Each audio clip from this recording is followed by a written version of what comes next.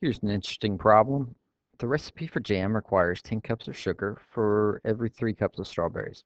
What percent of the jam is strawberries? Okay, so imagine that you get out a glass jar and you're going to put in 10 cups of sugar and then you dump in 3 cups of strawberries. Fantastic. Now you mix it up and you've got jam basically. I don't know if there's other steps you have to do, but that's all that you dumped in that jar to make jam. And so what you need to do is you need to make a template for a fraction. You need to think about what goes on top, what goes on bottom. Now we're interested in what percent of the jam is strawberries. So how many cups of strawberries do we use? We use 3 cups of strawberries. Um, and so I would put a 3 on top. Now it says what percent of the jam is strawberries. So how many cups were used to make jam? And immediately everybody wants to put a 10 on the bottom because we didn't use that number.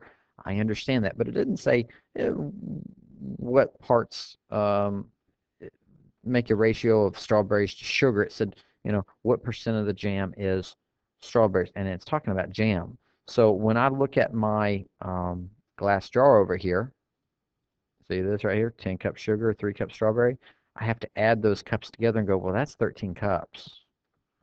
That's the jam. So how much is the jam? It's 13 cups of material. How much of that jam is strawberries? It's only 3 cups. There's my fraction. And then we just take time to convert it to a percent. So you know how to make a fraction into a percent. 3 divided by 13 is, there's your decimal, right? Comes out hideous. So obviously you're going to round it. If it's multiple choice, you make sure you round to the correct answer. If it's specific instructions, you do that. We would slide the decimal over 2 times, and if it said round to the nearest hundredth, then you would round to the second decimal spot, and that would mean that you would use this 6 right here to round the 7 up to an 8, and it'd be 23.08% to the nearest hundredth of a percent. Now, if it was to the nearest tenth of a percent, well, no worries. You'd still just move the decimal over 2 spots, but then the second decimal place, the 7, would round that 0 up to a 1 and be 23.1%. And of course, if it was to the nearest percent, well, you still move the decimal over 2 spots, but the 0 would say, hey, you keep the 3 as a 3, and it would be 23%. So let's just say that I wanted you to round to the nearest percent, no decimals. That would mean the jam is 23% strawberries. Okay, that's how much of the jam is strawberries.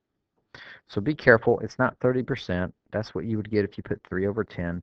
You don't want to do cups of strawberries to cups of sugar. You want to do cups of strawberries to the total amount of cups of jam material. And so that means you've got to add them up. Drawing a picture can really help sometimes. All right, let's take a look at this one. The school wanted to poll their students, and they've only got 450 students. And they said, hey, do you like Team A, Team B, or neither? And 30% like Team A, 40% like Team B, 30% didn't like either of them. And now we want to do a ratio of people that like Team A to people that like Team B. So let's go ahead and just take some notes here. On the left side, I've got Team A. On the right side, I've got Team B. If you notice, I even have the word 2 in there.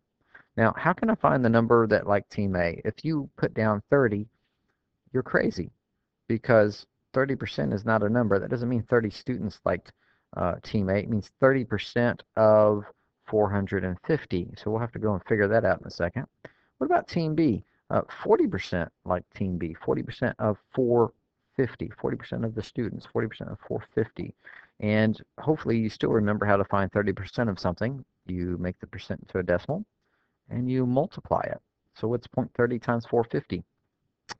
135. So guess what? 135 students like Team A. We've got a number for Team A now. What about Team B? 40% of 450. Well, 0.40 times 450 is 180. So 180 kids liked Team B. And hey, you know what? I realize that 30% of the students didn't like either team, but we don't care about that. We want Team A to Team B. So it's 135 to 180. We still need to simplify it. I also like fraction version of a ratio better. And so if you plug that into your calculator to simplify it, you'll see it equals 3 to 4. So the final ratio is 3 to 4. Okay? The ratio of people that like Team A to people that like Team B is 3 to 4. And there's the third way that you can write a ratio in case you've kind of forgotten.